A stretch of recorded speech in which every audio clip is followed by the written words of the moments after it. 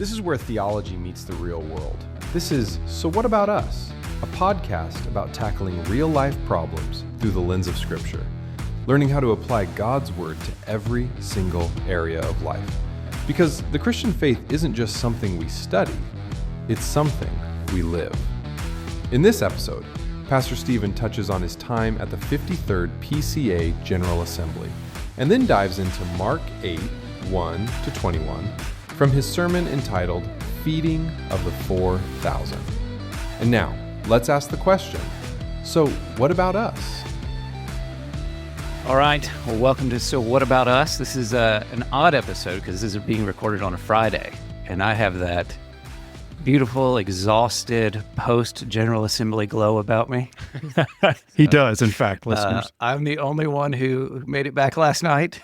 The rest of them are either in transit back home from Louisville or they're still there. But General Assembly was great, but there may be a few breaks in this episode as I take sips of coffee to get myself through.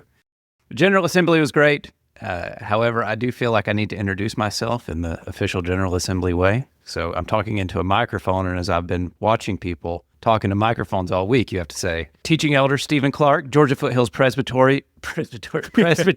I rise this morning to talk to you about Mark chapter 8. So that's the official way you introduce yourself at the microphone. The General Assembly was great. I'll give you just a few sort of thoughts on it. And then we're going to record a whole episode with myself and Andy Jobson and Marty Moore and Travis. We were the four that went from Chestnut Mountain to just kind of debrief and go into the finer details. But my first gut reaction is it was a great time. And the PCA is in a great place. You know, you can go into these things and say, oh, the PCA is divided and the church is so divided. And I did not grow up a son of the PCA, so I get there and I just think, these are the problems you have? This is not divided. You people don't know how rich. And so it was a great time. It was a very spirited debate in a couple of ways. Our clickers did not work to vote very well, and so that was probably the most contentious thing of the entire assembly was, how do we make these clickers to vote work better? It was a great time. It was a great time of fellowship for the four of us, and so I really enjoyed it. Looking forward to the future ones. But all right, let's talk about Mark chapter 8. So this will be actually our last sermon in Mark for the summer, because we're going to take a break in July and go through some Psalms. We're going to do 22, 23, 24, and 25. Nice sequential order. I think the Psalms are laid out intentionally in order, so I don't like to bounce around. But we're going to go through the Psalms, and then we're going to pick Mark back up again in the fall-ish. I guess technically it's not fall. It's when school starts, August. And then my intention is to finish Mark by the end of the year. So this will be our last Mark sermon for just a few weeks.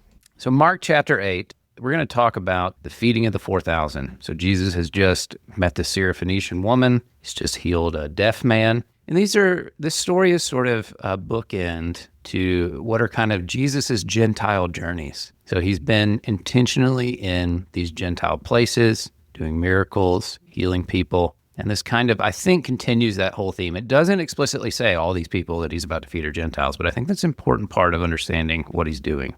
So let me read the text, and then I'm going to tell you a story about my adventures in Louisville. So it says in Mark chapter 8, verse 1, In those days, when a great crowd had gathered, and they had nothing to eat, he called his disciples to him and said to them, I have compassion on the crowd because they have been with me now 3 days and have nothing to eat. And if I send them away hungry to their homes, they will faint on the way, and some of them have come from far away. And his disciples answered him, How can one feed these people with bread here in this desolate place? And he asked them, How many loaves do you have? And they said, 7. And he directed the crowd to sit down on the ground, and he took the 7 loaves, and having given thanks, he broke them and gave them to his disciples and set before the people. And they set them before the crowd. And they had a few small fish. And having blessed them, he said that these also should be set before them. And they ate, and they were satisfied. And they took up broken pieces left over, 7 baskets full. And there were about 4,000 people. And he sent them away. And immediately he got into the boat with his disciples and went to the district of Dalmanutha. Actually, I probably should pronounce that Dalmanutha. The Pharisees came and began to argue with him, seeking from him a sign from heaven to test him. And he sighed deeply in his spirit and said, Why does this generation seek a sign? Truly I say to you, no sign will be given to this generation. And he left them, got into the boat again, and went to the other side. Now they had forgotten to bring bread, and they only had 1 loaf with them in the boat. And he cautioned them, saying, Watch out, beware of the leaven of the Pharisees and the leaven of Herod. And they began discussing with one another the fact that they had no bread. And Jesus, aware of this, said to them, "Why are you discussing the fact that you have no bread? Do you not yet perceive or understand? Are your hearts hardened? Having eyes do you not see, and having ears do you not hear? And do you not remember? And when I broke the 5 loaves for the 5,000, how many baskets full of broken pieces did you take up?" And they said to him, 12. "And the 7 for the 4,000, how many baskets full of broken pieces did you take up?" And they said to him, 7. And he said to them, "Do you not yet understand?" All right, so one of the great things about General Assembly this year is that it was in Louisville, Kentucky, which is where Whitney and I lived for 10 years, almost 11 years, I guess. And that is also where I went to seminary. So the cheapest place for me to stay in Louisville while I was at General Assembly was actually to stay at the seminary that I went to, and a huge student discount rate. And so I got to, run the nostalgic train. So I went and saw the little apartment on campus that Whitney and I lived in when we first got married 15 years ago. So it was kind of fun to think, hey, 15 years ago we were in that little bitty place. And it was a tiny, tiny apartment, one of those where like the fridge only opens 45 degrees. Yeah. You can't open it all the way. But I got to see all those places. Got to walk around the seminary, and then I got to study in the library too. So I got to do my sermon prep this week, what little time I could find in the morning and in the evenings sitting in the library. And that was a great thing because I was, instead of having 5 commentaries on Mark, I had 200 commentaries on Mark. It was also too many. How do I even know where to start? But what's interesting about the place I went to school is they also have like displays everywhere. So this seminary opened in 1859. And it actually first opened in Greenville. And then after the Civil War, it was totally broke. And so it moved to Louisville because Louisville was a border city that didn't get destroyed. And so it was, and actually Louisville, believe it or not, was going to rival Chicago for like what was going to be the Midwest city of choice. And so that's why Louisville is actually on Eastern time. They were trying to compete with New York. Did not happen, just to be clear. Right, yeah. That did not take. But one of the interesting things at the seminary, and I'll probably tell this story in the sermon as my illustration, is they have on display there what's called abstractive principles, which is, it's 10 statements that basically define, if you're going to teach at the school, this is what you must hold to. And frankly, it's kind of just the Westminster Confession warmed over, baptized a little bit. And so they have the book there where James Pettigrew Boyce wrote it in his handwriting in 1859 and said, okay, this is what we hold to. And so then everybody who takes tenure at the school signs this book. And so the first 4 names that they have on display there are the 4 founders of the school: James Pettigrew Boyce, Will Williams, Basil Manley Jr., and John Broadus. John Broadus was Spurgeon's favorite preacher. And everybody signs the book when you get tenure from then on out. And the 5th name on the list is a guy named Crawford Howell Toy. You ever heard this name? I have not. Yeah, there's no reason you should have heard this name. So that's the 5th name on the list. And Crawford Toy was, to this day, 150-something years later, the greatest student the school has ever produced. He was the most brilliant mind that has ever come through the seminary. And he was the first professor that they hired, and they all loved him. And he was also the first professor they fired. Oh. And so every semester starts the same way. Moeller holds up the book, and he says, "This gentleman is what we believe and teach." And he points to Crawford Toy's name, and he says, "And if you do not watch yourself, and you are not going to say, 'Beware the leaven of the Pharisees and Herod,' you will wind up like Crawford Toy." Now, he's actually famous for a lot of different things. He eventually went to go teach at Harvard, but he came to the school to be a missionary. All the great professors, or all the great students in that time period in American history, didn't go to seminary to teach theology. They went to go be missionaries, which I think is just amazing. Great. So he came to the school to be a missionary. He wanted to be a missionary to Japan, but he fell in love. And he fell in love with a young woman named Charlotte Moon, who we all know as Lottie. Ah. And he asked her to marry him. And she said, "I can't marry you, Crawford. I want to go be a missionary in China." But they kept their relationship up. I think eventually they did get engaged. But he then got exposed to what at the time was called German higher criticism. And he went to go study in Germany. He was exposed to liberal theology. He came back, and it took him 10 years to basically give up the faith. Wow. And so by that point in time, Lottie had broken off her engagement to him because she wanted to go be a missionary in China. She held to the faith, and he had given up everything he believed about Jesus. And so he eventually went to go teach at Harvard. He became a Unitarian, and then he gave up the faith completely by the end of his life. No semblance of Christianity. The greatest shining That's star a shame. that the students or that the seminary ever produced became its greatest warning to the rest of them.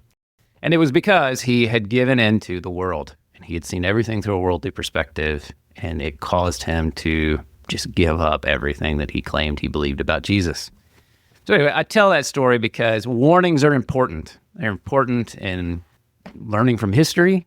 They're also important in the way we understand the Bible. So Jesus warns his disciples in the middle of this passage. And I want to get to sort of what I think that means. But I tell that story, frankly, because it's just fresh on my mind. And it doesn't matter if you grew up in this church. It doesn't matter if you grew up Christian. It doesn't matter if you came to faith later. It doesn't matter how radical you feel like your heart is right now. If you will not hear the warnings and you will not let them have their proper impact on you, we've actually talked about this a lot in Mark, then you are in danger and you will eventually go down these bad roads because the warnings are the means of keeping you on track. So as we come to the feeding of the 4,000, it feels like a very repetitive story. Mm-hmm. Like, well, why would he do this twice? He just fed 5,000. Why does he feed 4,000 now? Like, in a lot of commentaries will just say it's some sort of retelling of the same story, blah, blah, blah, blah, blah. Again, people who don't trust the Bible. But that just seems like such a superficial, lazy reading of the text, and to just not ask, what is Mark trying to tell us by telling us this story, and why did Jesus do it twice?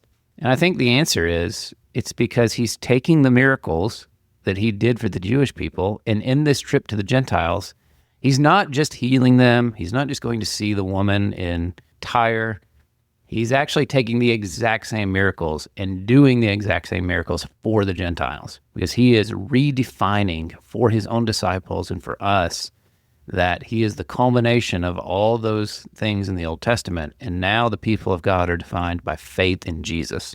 That's who are the people who come into the kingdom. Those are the people who are his children, and that's not just the ethnic Jewish people down in Jerusalem. It's these Gentiles over in the Decapolis too. So as they come, you can actually find a bunch of different charts, and I didn't make one myself because they're pretty good, but you can actually take the feeding of the 5,000 and the feeding of the 4,000 and kind of put them next to each other. You can see it's pretty obvious to us what are the similarities, but it's interesting to look at the differences. So one difference is, in the first story, his disciples say, send these people away so that they can have food. Here, his disciples aren't the ones that instigate things. It's him. He says, these people are hungry and I have compassion on them. And if they try to go home, they're going to faint on the way. So the first sort of question you ask is, well, like, why is Jesus having to instigate it here? And I think there's a clue there. So let's hold that thought. The next one is, he feeds them. He doesn't say green grass or any of those details. But instead of having 12 baskets full, there are 7, which is interesting. And you can't see it in the translation, but this is a different word for basket than was used in the feeding of the 5,000. And it's not just sort of a nuance, because later when Jesus says in verse 19, how many baskets did you take up? He actually uses both words. So he says, how many of these, I'm just going to go ahead and sort of reveal it, this Jewish basket did you pick up? And they say 12. And he said, well, how many of these Gentile baskets did you pick up? And it's 2 different words for baskets. And so I think that's important. I don't think that that's a throwaway line. The Jews would have these special baskets they carried around for themselves, and that's where they kept their kosher special food. And these are just baskets. They're just sort of a generic word for basket that he uses here in verse 8 that would have been present everywhere. Much more common. And then he gets into a boat and he goes to this region of Dalmanutha, and nobody has any idea where that is.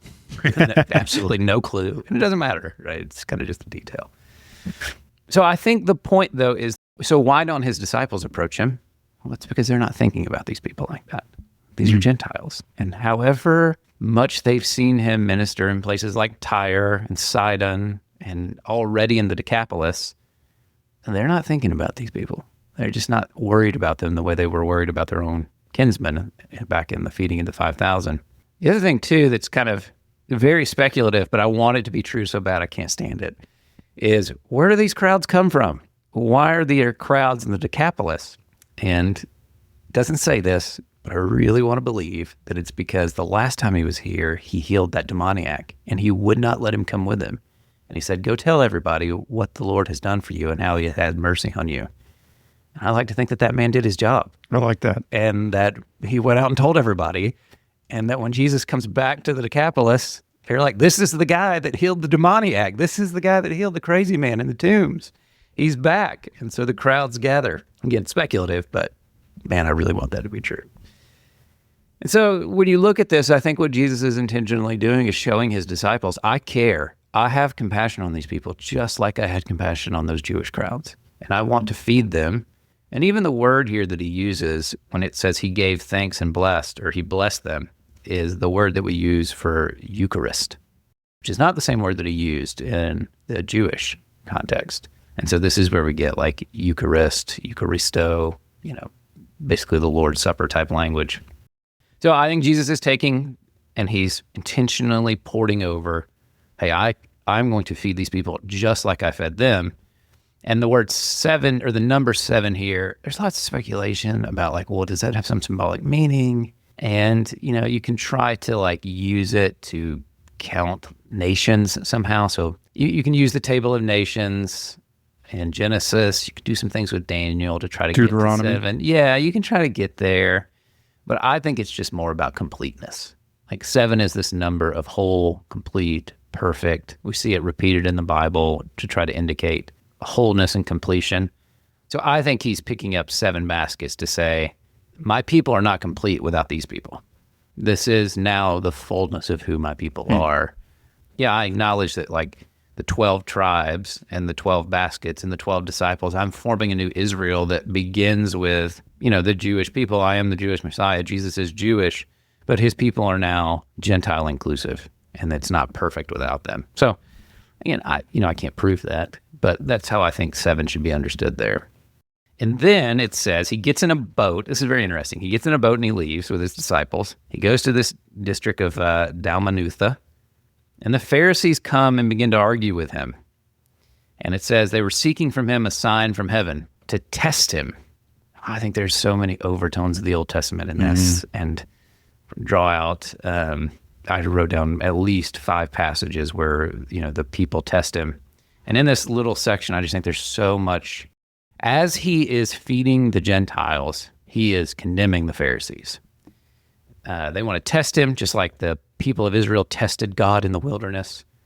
And then Jesus says, why does this generation seek a sign? And he repeats this generation twice. Truly I say to you, no sign will be given to this generation. And then he left them. The word left here, used like this, is also like a very intentional abandonment.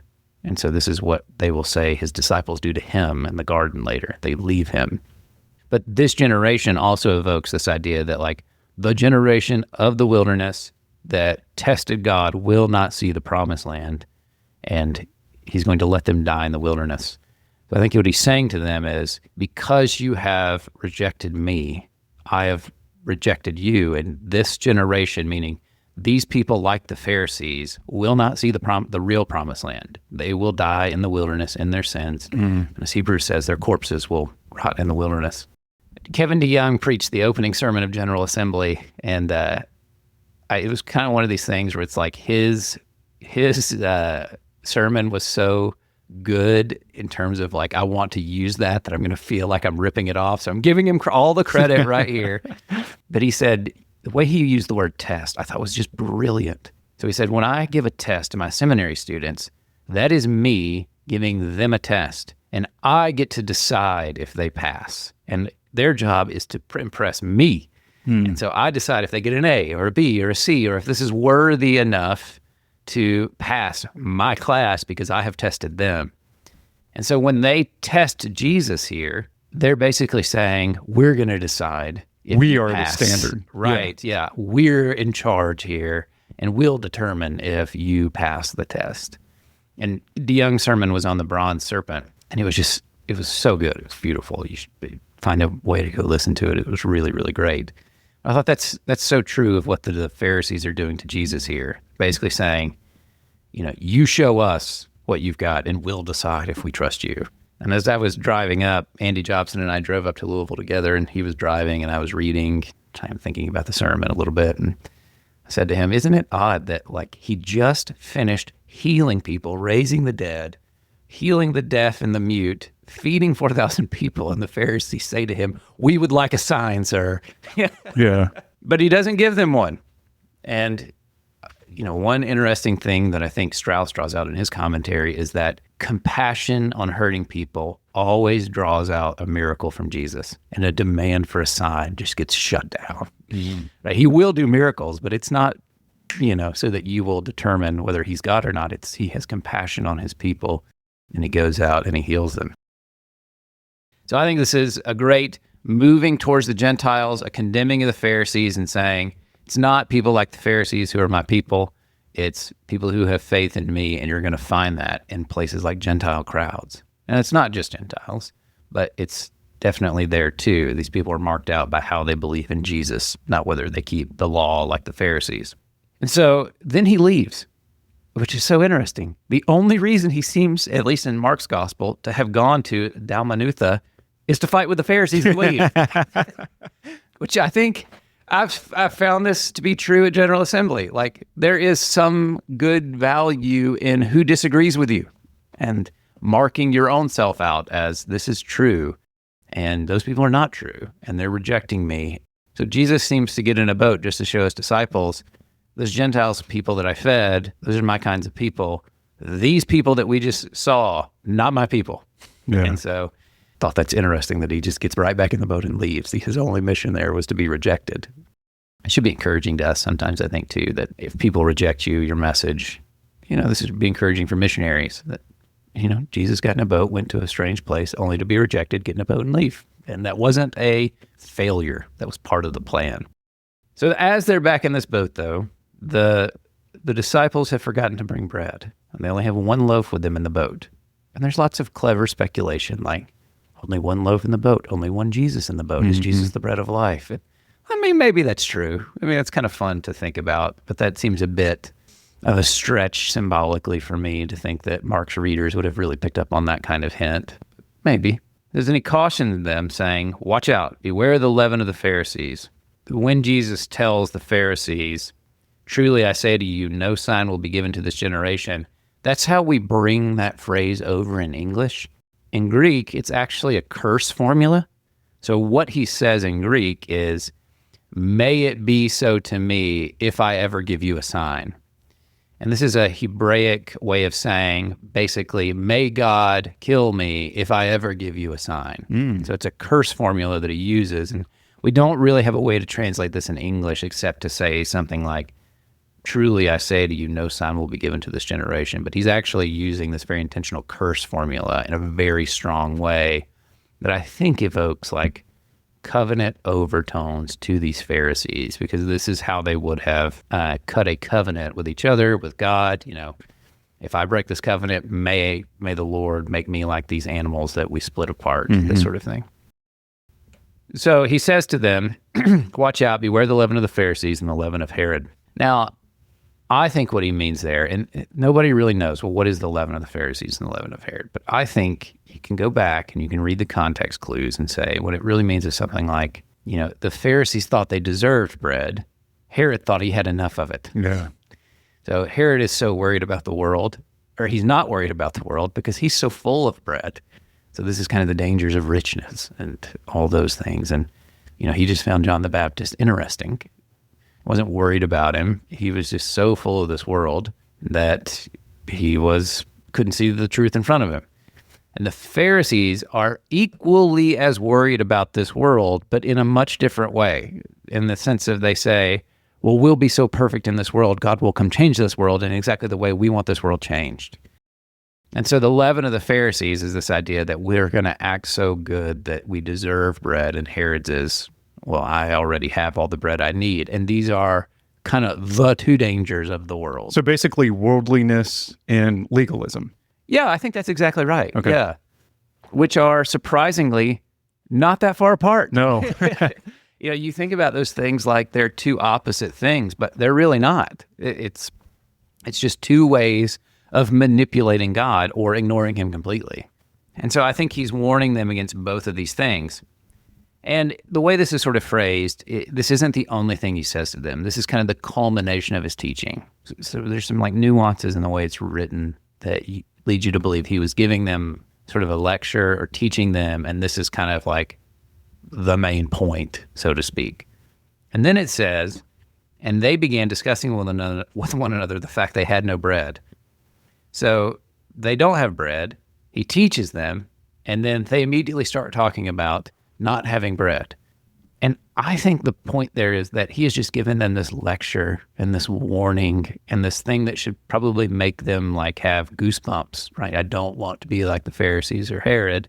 And their first reaction is, I am so hungry. I really would like some bread. And I think that's what Jesus's reaction here is when he asks them these series of 5 questions, is not necessarily that they don't understand his teaching. It's that they're not listening because they're so obsessed with this world, and they're not prioritizing what he's saying to them. They're just worried about their next meal. And so he asked them 5 questions. Why are you discussing the fact you have no bread? Why are you talking about that? Like, that's not the most important thing that's going on here. Do you not have eyes and ears? Do you not remember? And then he asked them, what about the baskets? Do you not remember the baskets and the feedings? And he just asked them again at the end, do you not understand? So I think that his point there is, you are like Herod and the Pharisees. You cannot lift your eyes and think about, heavenly, eternal, real things. You're just obsessed with this world. And even his disciples who have seen him do these miraculous things are sucked back down into this world. And it's so difficult to not be like this because the world is in front of your eyes. You are hungry. They don't have things to eat. But if you remember back to, the story of the feeding of the 5,000, one of the points I made there was that not having bread is a curse. And by the sweat of your brow, you will eat your food. And that God has put it in our bellies to remind us at least every 8 hours that, oh, that's right, I live in a world broken by sin, and I need a Savior, and I need somebody to redeem this world. And it's not simply to talk about, well, what could I feed myself with next? And so instead of letting their eyes lift up and look to God and hear what Jesus is saying about these warning about their souls, they're just obsessed with their bellies, and they're just obsessed with this world and things, and he just, I think, groans at that sort of unbelief that they have. And so I don't think he's condemning them. I think he's just sort of groaning and sighing in a way that just, I'm so disappointed that you're not looking up to heaven. And, this was also DeYoung's point in his sermon when he talked about the bronze serpent, was all you have to do is look. That's all you have to do is look. And he told the story of Spurgeon and his conversion. And if you haven't read it or heard it, you can go look it up. But Charles Spurgeon was a great preacher, pastor in England in the 1800s. And his conversion story is basically he wandered one evening into a Methodist chapel. And there was a little country guy there. And the guy didn't have any preaching abilities or theological toolkit or wasn't educated. All he could say was, look at Jesus. Look at Jesus. Look at him. Just look at him. Just, can you not see what you see? Look.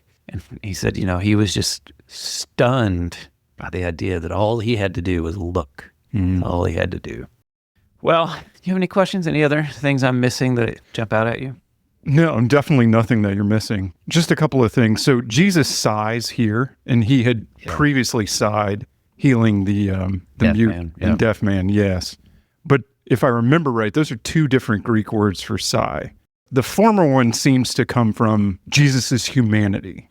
This one, the way, just look at, I'm, again, no Greek scholar, but looking at the definitions, it seems to suggest the divinity of Jesus.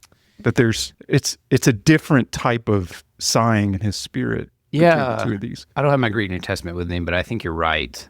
And a lot of commentators will draw out this sort of point that the only thing that makes him sigh like this is unbelief. Then the unbelief is to him what horrific physical abnormalities would be to us, right? So we would look on this deaf man who can't talk, and we would sigh, saying, oh, that's so awful. I feel so bad. It's a tragic situation. And he looks on these Pharisees and their hard hearts, and he is just grieved by it. Think about how we should think about unbelief. It is a deformity in some ways. Yeah. That it's not how your heart should work. And he just looks at it and thinks that's so awful, And so I think you have two things here. Jesus has compassion on the crowd, and he sighs deeply at the hard hearts of the Pharisees. And it's just this juxtaposition of these two things. But, unbelief is a horrible, tragic thing. Yeah. Well, I asked that because I wanted to ask this question. You've been senior pastor for almost 7 months today as we're recording, right? It depends on when you start to count. Yeah, however you want to do that. I count starting in December. Oh, okay. So Okay. I started getting paid in January. Okay, fair enough. Fair enough. Is there anything that you see in this church that would make you sigh? That's a good question. I think that's being a pastor of a church is always kind of a mixed bag in some ways. And what I mean by that is just people would ask me at GA, well, how's it going? How's it going? Yeah. It's going great. Like this church is wonderful. Like it's really a wonderful, wonderful place. Like the people are wonderful. The elders are wonderful. The staff is like, it's just a wonderful, wonderful place. But you always think, there are things I wish, just like with my children or anything else, like I wish people were more excited about the gospel or they were more excited about, these things or, there's always things you look at and you think, I wish I could see the Lord working in these specific ways more. I think the things that would make me sigh are not anything to do aesthetically. So nothing that you could see on the surface. It's when I feel like I talk to people and they're just not eager to apply the gospel to their situation. What I mean by that is, people who don't seem to recognize that they're actually really are no better than that person in the pew next to them that they think so little of. Mm-hmm. And I think that's what I've been trying to preach these last few weeks is, you are a sinner. I know that there are a lot of people in this church who grew up covenant children who don't have one of those wild testimonies, and they've been very good. And I worry about those people, even if I say it in their heart, they really don't think they're as bad as the person next to them. And they're not applying the gospel in really impactful ways to themselves. And then I worry about the other people, right? Which I think is one of the applications of the Gentile feeding here is, there are people who think they don't need bread, and then there are people who think that they don't deserve bread and they can't have bread. Yeah. Jesus would never save them from those awful, horrible, miserable things they've ever done. And I just think, that is just such a misunderstanding of the gospel. And I often think about the book of Job with this, right? So like Job and his friends sit around the fire and his friends say, you've done something really bad. I mean, we haven't obviously done those bad things. You've done something terrible. Look at how your life is turning out. And Job says, I haven't done anything bad. I don't deserve any of this. Like I haven't done anything to deserve this. And God comes into the picture and basically says, both of you are so far from my holiness that you're arguing over, millimeters of difference when I am 10,000 miles away from you. You have to have some perspective. So I think that's what makes me sort of sigh is when I see people who, just don't seem to be understanding and applying the gospel really deep down in their hearts. And, that manifests itself in a lot of different ways. And it comes into my own heart. None of us are perfect at this. Mm-hmm. And so it's a great question. What else? That was a good question. So like Christ asking the disciples, do you not understand? Let's flip this back on us. Is in the same vein, you've been here for a number of months now, depending on when you want to count it. Is there anything that you would step back and go, why do you guys not get this? Please, I've been beating you over the head for weeks on this particular thing. Is there anything that we should be grasping at wholly? Maybe something we've missed? It's a good question. So if you think about back to the first sermons I preached, which I think I called Beginning at the End, Paul tells Timothy, preach the word, be ready in season and out of season, reprove, rebuke, and exhort with complete patience and teaching. And I think he's very eager to tell Timothy there, preach with complete patience. Mm-hmm. There is a mistake that pastors and preachers and especially newer ones like myself make where you think, I'm going to preach this one sermon and everybody's going to get what I'm saying and they're all going to change. And then you're like, wait a minute. But I said a couple of months ago, they're like, buddy, we don't remember that sermon. Right. Come on, Pastor Steve. Ain't nobody remembering a single one of your sermons. But I go back to that phrase that I've echoed a couple of times, which is you don't remember any of the meals you've eaten. It's the small, steady, 3 a day, normal ones that you're going to forget about in a week that sustain you over time. And so, I remind myself constantly that A, this church is great. And so, I have a lot of things to learn from a lot of people around here, but also B, ain't nobody changing in 7 months. The church culture is not changing in 7 months. No. Not that I'm not talking about identity level things or anything like that, but whatever I hope for as a pastor that I see in the pews, that's steady diet of these things, and so I just want people to be excited about the gospel. My hope, and starting with Mark in this first year, is that we just learn to love Jesus over again. I thought it was very providential that one of the breakout sessions I went to at GA was how to kickstart a culture of evangelism in your church. I would love to see more of that. I think I would love to see us more excited about sharing the gospel. And part of that falls on me to sort of lead us in that way and create that culture. But the class or the session that I went to, they gave out, and I'm going to get a bunch of them, Christianity Explored. And it's a little red, very thin, notebook size copy of the Gospel of Mark. Oh, and cool. It's like, here's how you take the Gospel of Mark and you do evangelism in all of these settings. And I just thought that's the most that's great thing in the world. So I'm going to get a stack of these things. And after we finish the book of Mark, we're going to start doing this. And we're going to figure out how do we do it. And everybody should be well prepped and prepared. We just spent a year in Mark. I just thought that was the Lord's good providence. But I am seeing this in lots of ways. And it's not that it wasn't here before in any way. But I do feel like I hear stories of people really in a new and fresh way experiencing Jesus through Mark that's very encouraging. Anything else? If you had to name one thing that we as CMPCers need to most hear from this passage in Mark 8, what would you say? Beware the leaven of the Pharisees and the leaven of Herod. Okay. I think it's Jesus warns us, and I'm preaching to myself here, right? So I'm not lecturing the congregation. I'm preaching to myself when I say this. You can read that, and I realized it sitting in the library, and you can just make it an interesting study point. Sure, what does he mean by the leaven of the? This is a curiosity. Let's unpack this and unravel it. Yeah, we're not legalistic like they are, right? But you don't hear the Savior of the universe say, beware of these things. And so if you don't hear, so I've used this analogy before, right? If you don't sort of hear yourself hitting the rumble strip on the side of the road and I need to grip the wheel a little bit tighter and really focus here. If that's not your reaction to hearing Jesus Christ say, beware, then you're not hearing this passage. You need to have a sense of, there is something I wasn't being aware of that is a danger to my eternal soul here. And so that's what I think the high point of this text is. That's right. Okay, let me focus. As my child would say, let me lock in. I got to figure this out. And so that would be my point. And I go back to that story about toy, right? Which is, there are two things you can hold at the same time. The Lord will never let me go. He will keep me to the end. He will preserve me. And I should never think that I am beyond unbelief. Amen. And these two things are not at odds. Yeah. They sound like it, but they're really not. The warnings are the means of keeping you on the road. They are the rumble strips. They are the flashing lights. I drove my mom's car because my Buick wasn't going to make it to Louisville, and it has that little sensor that says you're getting out of your lane. Oh yeah. That's what this is when Jesus says, beware. All right. Well, thank you again for joining us. We'll continue studying the Bible, walking through the scriptures, and asking ourselves each week, so what about us? Thank you for joining us on this episode of So What About Us? If this show helped you connect the dots between Sunday and the rest of your week, share it with someone who needs to hear it. We'd also love to know how you're applying this in your own life. Send us an email at podcast@cmpca.org and let us know.